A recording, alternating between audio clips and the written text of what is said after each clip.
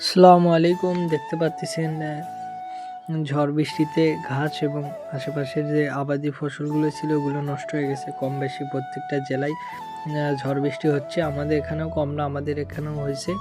আর সবাই আমার জন্য দোয়া রাখবেন, আমি যেন এই সমস্যাগুলো থেকে কাটিয়ে উঠতে পারি এবং আল্লাহ তাআলার রহমত থাকলে আর আপনাদের দোয়া এবং ভালোবাসা থাকলে অবশ্যই এগিয়ে যাওয়া সম্ভব।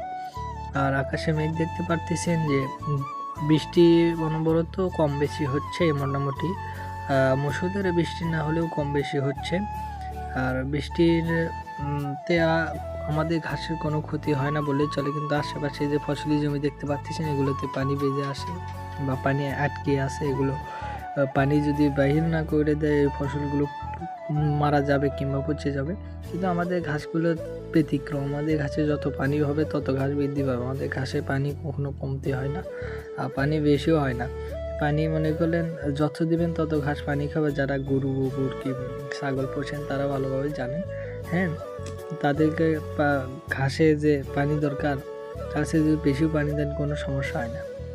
আমাদের ব্যতিক্রম কিছু না, আমাদের এখানেও যত পানি আসে আশেপাশের জমিতে প্রত্যেকটা জমিতে পানি আছে, কিন্তু আমাদের ঘাসের জমিতে কোনো পানি নাই বললেই চলে। আর আকাশের অবস্থা দেখতে পাচ্ছেন পুরোই মেঘলা, বৃষ্টি আসার সম্ভাবনা আছে, মনে হয়তো আসতেও পারে, বলা যাচ্ছে না, সবই আল্লাহ তাআলার ইচ্ছা। আসলেও করার কিছু নেই, না আসলেও করার কিছু নেই, আলহামদুলিল্লাহ। আর দেখতে পাচ্ছেন যে আশেপাশের জমিগুলোর বেশিরভাগ ফসলই নষ্ট হয়ে গেছে, আবার নতুনভাবে লাগাইতেছে, আবার লাগাচ্ছে এবং অনেকের ফসল হয়ে গেছে, কয়েকদিন পর তুলতেও পারে, আশেপাশের জমিগুলো লাগাবে।